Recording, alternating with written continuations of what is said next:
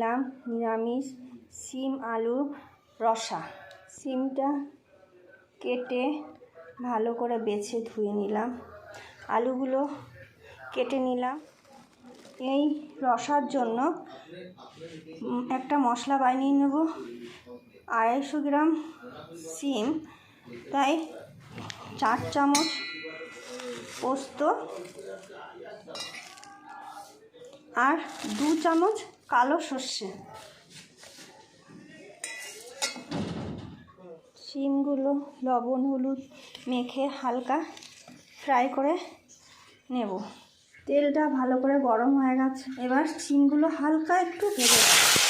শিমগুলো হালকা ভাজা হয়ে গেছে, এবার তুলে নেব,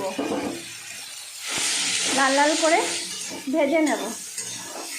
লবণ হলুদ পরিমাণ মতো দিয়ে সর্ষে পোস্তটা বেটে রেখে দিলাম। এবার আর একটা পেস্ট বানাবো। 250 শিম তো, তাই 1 থেকে 1.5 ইঞ্চি আদা, 4টে লঙ্কা আর একটা টমেটো। আলুটা লাল লাল করে ভাজা হয়ে গেছে, এবার ওই বাটা মশলাটা দেব, দিয়ে ভালো করে কষে নেব। একটু কষা হয়ে গেলে কালারের জন্য 1 চা চামচ লঙ্কার গুঁড়ি দেব। হয়ে গেছে, এবার ওই ভাজা শিমগুলো দিয়ে একটু কষে গরম জল দিয়ে দেব। টমেটো আর আদার কাঁচা গন্ধটা চলে গেছে, এবার সর্ষে আর পোস্ত বাটাটা দেব।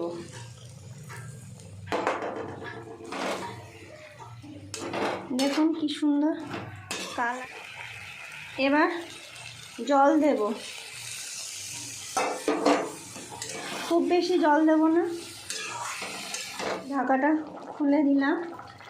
দেখুন কি সুন্দর শিমের রসা হয়ে গেছে। সুন্দর পুরো নিরামিষ রান্না শিম আলু রসা,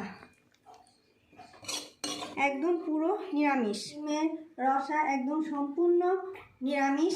আপনারা করে খাবেন আর লাইক শেয়ার কমেন্ট করবেন।